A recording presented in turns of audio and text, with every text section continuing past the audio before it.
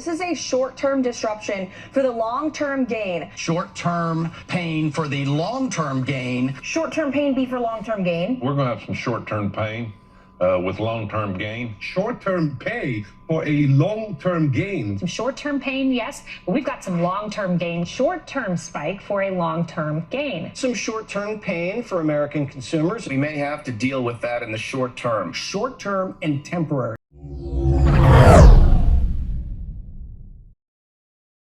The wagers of war never actually pay the repercussions of the wars that they start. So I want to get into some of the numbers that we have so far, just under 2 weeks into this disastrous, illegal, and offensive war that the United States and Israel decided to start with Iran. And I want to start with the number one cost of war, which is the human lives. By the way, I'm getting all of this information from Dropsite News. That's Ryan Grimm's outlet. He does amazing reporting on the Middle East. He's where I get a lot of the info about Gaza and the West Bank. So all of these numbers are coming from Dropsite.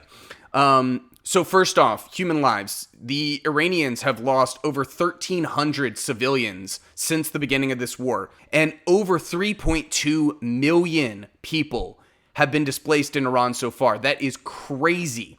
The United States has also lost 8 service members so far. That's just the official number. That's all that the Trump regime will let us know so far. And they did admit to at least 150 wounded so far. So that's what it's cost just those two countries. The one thing that nobody is actually talking about is what's going on right now in southern Lebanon. So at the same time the Israelis decided to bomb Iran, they're also bombing Lebanon, and 634 people have been killed in Lebanon so far, and over 1,586 people have been wounded. And this is all a part of that greater Israel project. They've been bombing Lebanon, they've been bombing Syria, they're bombing Iran. They're trying to take over the entire region. And this is one of those things that flies under the radar because the main headline is what's going on in Iran and in the surrounding countries where there are U.S. military installments that are also getting hit because the Iranians are retaliating against the U.S. strikes. So that's crazy. In terms of the buildings that have been hit or destroyed at this point, we bombed schools, we bombed hospitals, we bombed houses, we bombed other civilian infrastructure, including energy infrastructure. So the Israelis bombed an oil depot in Tehran, and it exploded, and the sky is literally raining oil right now. And it's like the effects of this is going to be absolutely devastating. It's going to ruin all the water. It's going to ruin all the soil around the area. Apparently, breathing in there is going to cause lung issues. It's causing like an acid rain, so it's extremely corrosive. It's crazy, and the streets in Tehran are literally on fire. So what happened was, you have the oil depot gets bombed. It damages the sewers and the irrigation systems underneath the ground. The oil seeps into that, and obviously, since it exploded, it's lighting up. And now, the streets are on fire because of where this is coming up out of the ground. It's completely insane. I'll get into it in another video, but this is like an apocalyptic nightmare what's going on over there because of that bombing. So in terms of the military bases, U.S. military bases all over the region have been bombed. Our radar systems have been hit. So there's a lot of reporting that they're kind of flying blind. They don't have radar in the region because the Iranians took it out. The number of countries that are involved in this it's at least a dozen. Literally everyone all over the world is getting hit by this stupid war that Netanyahu and Trump decided to start. So, as far as the global economic impact, the obvious one is the oil market. Oil prices have surged to over $100 a barrel, and this is the sharpest spike in oil prices since Russia invaded Ukraine in 2022. The United States is set to release 172 million barrels from its strategic reserve, and that's to hopefully mitigate the price at the gas pump a little bit. But the International Energy Agency has said that this is the biggest disruption to the global oil market in the history. And this is the largest reserve release in history. So that's nuts. One of the other things that is super crazy, and I swear, it's like they just, everywhere they go, they cannot help but step on rakes. So one of the things that the United States is doing to try and ease the spike in oil prices is they're lifting sanctions on Russian oil. Now, here's the funny part. Russia is aligned with Iran, and the Russian oil that they're going to be able to sell now is going to help the Russian economy so that they can continue the war in Ukraine, which the United States is giving money and weapons to Ukraine. So it's going to help the Russians fight another US ally. At the same time, the Russians are apparently providing intel on the United States to the Iranians. So it's like they're going to profit from our screw up and Israel's screw up. The Russians are going to profit from that, and they're giving intel to our enemy, to Iran, to help the Iranians fight. Like, it's crazy. It's crazy how short-sighted and how incompetent the United States is right now. And it's because we're run by a moron. We're run by a bunch of neocon psychopathic warmongers. And at the helm, you've got a dementia duck who is deeply, deeply implicated by the Epstein files. More on that, actually. So they did a poll, and it's something like, I can't remember, I gotta look it up. I think it's like over 52%. Yeah, they did this poll. It was between Dropsite and Zateo, and it was 52-40 majority believes that Trump launched the war in Iran at least in part to distract from the Epstein files. So I've been saying that from the very beginning. This is a distraction from the Epstein files. It also probably has everything to do with covering up the Epstein files like we've been talking about. Israel has that information. Trump is deeply, deeply compromised, which means that he can be blackmailed. And so if Israel says, hey, we're going to go to war with Iran and we need you to help us, and oh, by the way, if you don't, we're going to release the tapes, it's as logical as it could be. Okay, so getting back to the economic impact of the war, the cost of literally everything is going to go up. The cost of fertilizer is going to go up because it's something like 50% of the fertilizer used around the world is synthetic fertilizer, and that comes from precursors that they have to get from the Middle East. So I'm going to put up this picture here.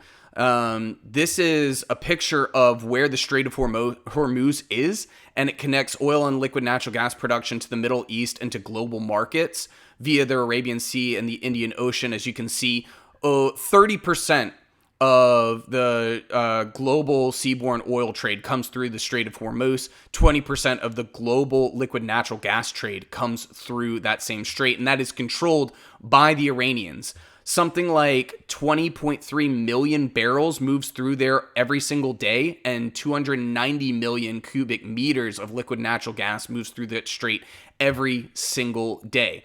Now, here's the funnier part. The Iranians are saying that they haven't been impacted because they control the Strait of Hormuz, okay? So the cost of fertilizer is skyrocketing. It's literally the worst time in the world for this to happen, especially for the Northern Hemisphere, because we're entering spring, which is when all of the farmers are going to start planting crops. And if they can't get the fertilizer or they can't afford the fertilizer, then it's going to mean that they're not going to make as much money. They're going to be lower yields. And this doesn't even bring into account any kind of like natural disaster, because as we all know, we're in the stage of anthropomorphic climate change where we have massive floods, we have massive droughts, we have massive wildfires. These things are starting to occur more and more frequently. So you pair that with, oh my God, we don't have fertilizer, and this could be a massive, massive, massive shock to the food system if this is not resolved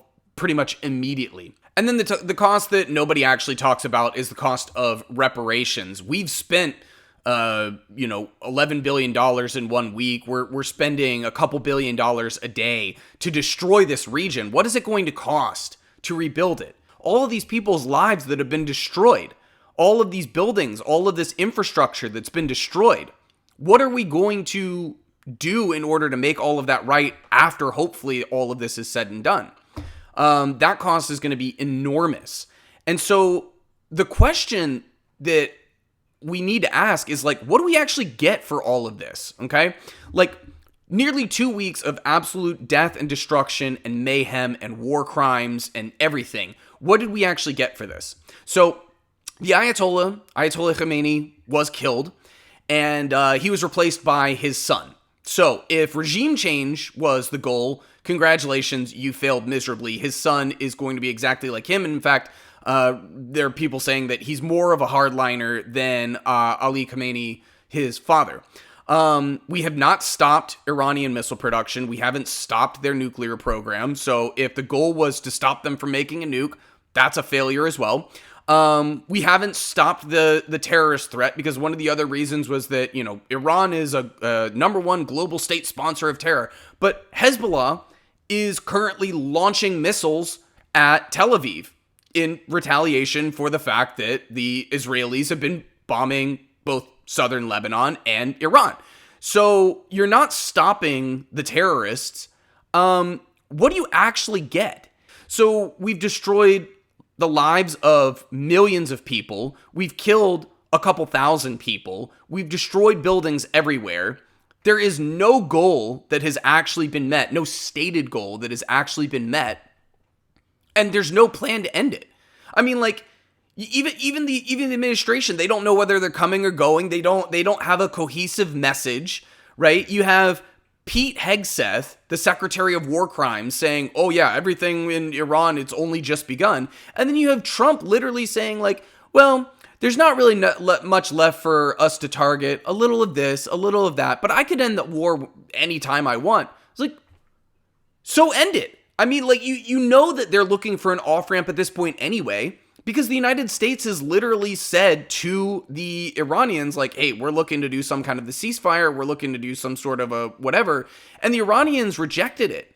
And the reason that they're trying to do a ceasefire is because the United States is running low on interceptor missiles, and we're getting wrecked. Like, they're having to choose which things they're actually going to intercept. This is pissing off a lot of the allied countries around the region, like all of our friends in the UAE and Qatar and other places. Like, their buildings are getting bombed, and the United States is not stepping in to defend them because they're having to choose what they're doing with their interceptors. This is the other cost that is absolutely nuts. So one of those interceptor missiles that takes out another missile or a drone or whatever it is costs the United States about $1 million to make one, and it usually takes at least like 2 or 3 to make sure that the target is destroyed.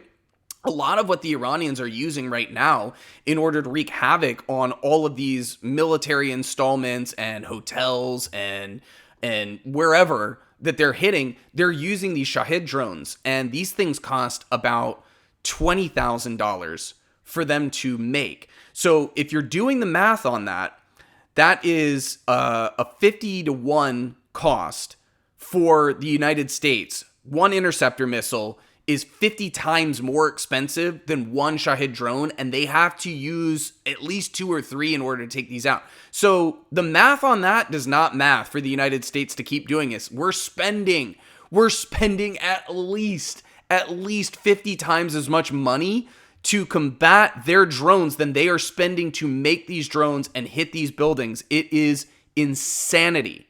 It is completely insane. So we've destroyed buildings, we've destroyed lives, we've destroyed the global energy market. We are going to spike the cost of literally everything. Shipping goods is going to go up. Food is going to go up. The stock market is reeling. And what do we have to show for it? What is the goal? What's the plan? There is none. I ask this every single time. Like, what's the goal? All right, you killed the Ayatollah. You killed a bunch of people in the Revolutionary Guard Council, and nothing has changed. Literally nothing has changed. The Iranians are still carrying on just fine. I mean, like, they're getting bombed into oblivion, but like nothing about the government there has changed. And so we have to figure out a way to find an off-ramp that Trump can, declare victory like he wants to do, even though this is an abject, utter disaster for the United States. Anyway, that's an update on what I have so far. Like the video, subscribe to the channel if you're not already subscribed, hit the bell as well, and I'll catch you guys in the next one. Peace.